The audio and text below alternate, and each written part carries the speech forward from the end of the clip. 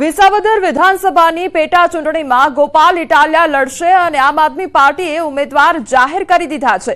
2022માં આમ આદમી પાર્ટીના ભૂપત ભાયણી જીત્યા હતા ચૂંટણી અને ભૂપત ભાયણી ભાજપમાં જોડાઈ જતા બેઠક ખાલી પડી હતી। હવે આમ આદમી પાર્ટી દ્વારા પોતાના ઉમેદવાર ઉતારવામાં આવ્યા છે।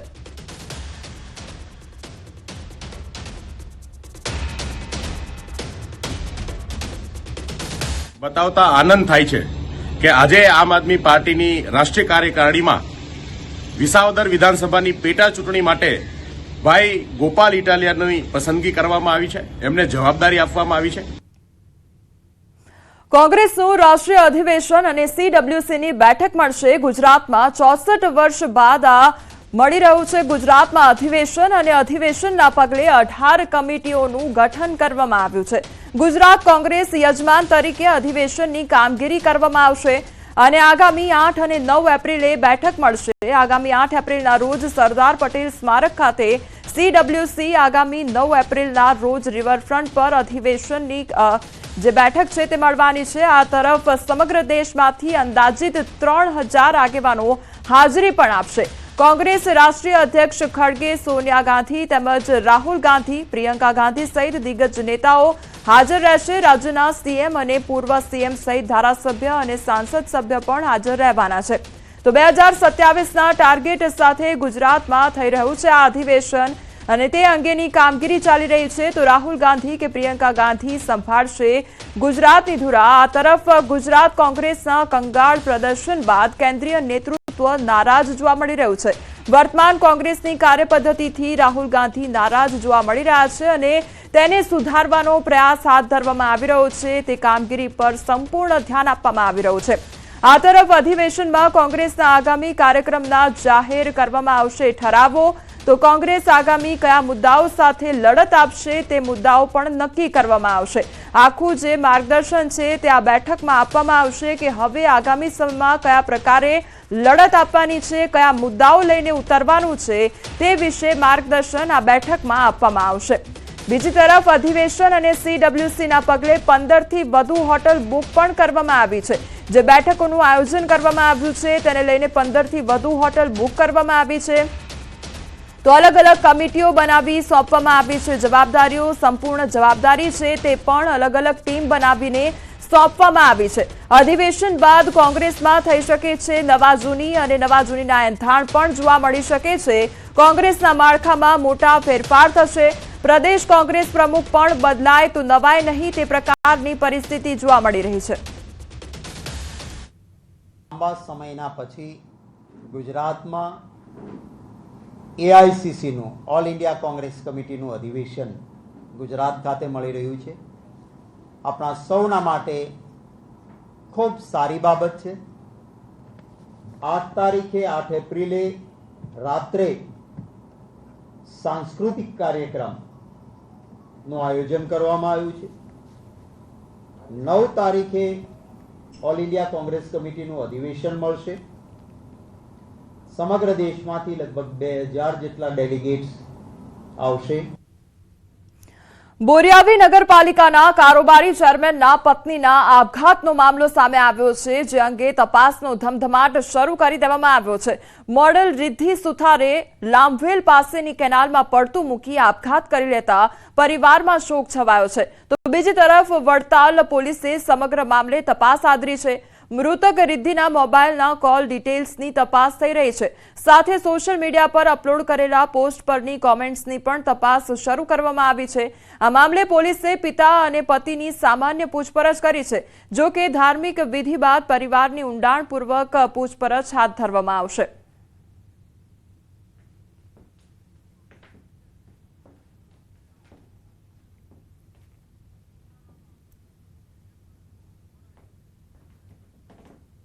હવે આગળ વાત કરીએ ઉનાળામાં આફતની આગ વિશે।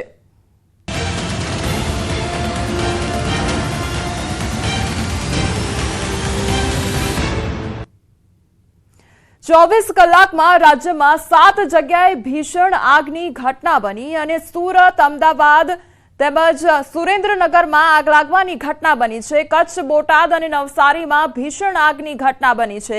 તો સુરત કુડસદ જીઆઈડીસીમાં આગ બાદ બ્લાસ્ટની ઘટના બની। ડાઇંગ મિલમાં ઓઇલ ટેન્કમાં આગ લાગ્યા બાદ બ્લાસ્ટ થયો હતો અને બ્લાસ્ટ થયા બાદ ટેન્કનું ઓઇલ આસપાસની કંપની રોડ પર પથરાયું હતું। આગને પગલે અફરાતફરીનો માહોલ સર્જાયો હતો। કામદારોએ પાણીનો મારો ચલાવી આગ પર કાબુ મેળવ્યો। તો આ તરફ ઉનપાટિયા સનાબિલ 4 રસ્તા પાસે ઉન ઇન્ડસ્ટ્રીયલમાં આવેલ અલી ટેક્સટાઇલમાં આગ લાગવાની ઘટના બની હતી। તો બીજી તરફ માણેક ચોક પીએ સાબુવાલાની દુકાનમાં આગ લાગી હતી। ત્યારે સુરેન્દ્રનગરમાં પેપર મિલમાં લાગેલી ભીષણ આગ પર ભારે જહેમત બાદ કાબુ મેળવાયો હતો। સુરેન્દ્રનગર ધ્રાંગધ્રા રોડ પર આવેલ પેપર મિલમાં લાગેલી આગ પર કાબુ મેળવવા ધ્રાંગધ્રાથી આર્મીની મદદ લેવામાં આવી હતી। તો નવલગઢ ગામના પાટિયા પાસે આવેલ પેશન પેપર મિલમાં લાગેલી આગ બેકાબુ બની હતી। પેપર મિલમાં રહેલ પેપર પૂંઠાના કારણે આગે વિકરાળ સ્વરૂપ ધારણ કર્યું હતું। આ તરફ કચ્છના કીડાણા નજીક કચરામાં આગ લાગવાની ઘટના બની હતી। ગાંધીધામની ભાગોળે આવેલા ખુલ્લા વિસ્તારમાં કચરાના ઢગલામાં આગ લાગી। મહાનગરપાલિકા દ્વારા જ અહીં કચરો ઠલવાતો હોવાનો આક્ષેપ કરવામાં આવ્યો હતો। ત્યારે બોટાદ તાલુકાના જમરાળા ગામે રોડ પર કારમાં આગ લાગવાની ઘટના બની હતી અને નવસારીના ચીખલી તાલુકાના આલીપોર ગામ પાસે 2 ગાડીઓ સામસામે ટકરાતા અકસ્માત સર્જાયો હતો।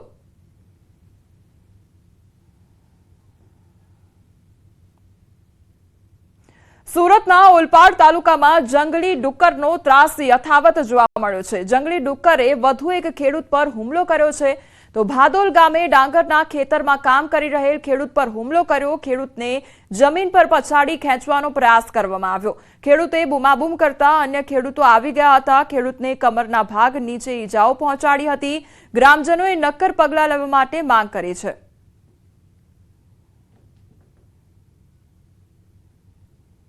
એટલામાં એક ડુક્કર જેવું આવ્યું, મને તો ખબર જ નહીં, પણ પાછળથી આવીને સીધું મારી ઉપર હુમલો કરી ગયો ને મારા જમણા ભાગે ભોજન નીચે બધો માંસનો લોચો કરી નાખ્યો। પછી કેરના ભાગે પાછો વાંકો વળેલો એટલે કેરના ભાગે બધું ગચકા ભર્યા। જામનગરમાં રખડતા ઢોરના કારણે યુવકનું મોત નીપજ્યું છે અને ગોકુલનગર પાસેની આ ઘટના સામે આવી છે। રોડ વચ્ચે ઢોર ઉતરતા અકસ્માત થયો હતો। સિમેન્ટ ભરેલા ટ્રક નીચે કચડાતા મોપેડ ચાલકનું મોત નીપજ્યું। અકસ્માતની ઘટના સીસીટીવી કેમેરામાં કેદ થઈ છે। મોપેડ ચાલક ગાય સાથે અથડાયો, જે બાદ નીચે પટકાયો હતો।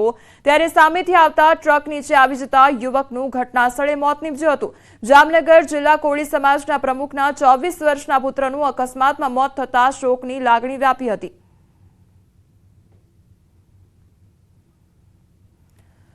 તો અકસ્માતનો આ સમગ્ર મામલો સામે આવ્યો છે। તે અંગેના સીસીટીવી ફૂટેજ પણ સામે આવ્યા છે। રોડ વચ્ચે ઢોર ઉતરતા અકસ્માત સર્જાયો હતો અને ટ્રક નીચે જે આ યુવક હતો તે આવી જતા તેનું મોત નીપજ્યું હતું। સિમેન્ટ ભરેલો ટ્રક ત્યાંથી પસાર થઈ રહ્યો હતો અને તેના નીચે યુવક આવી જતા મોત નીપજ્યું હતું।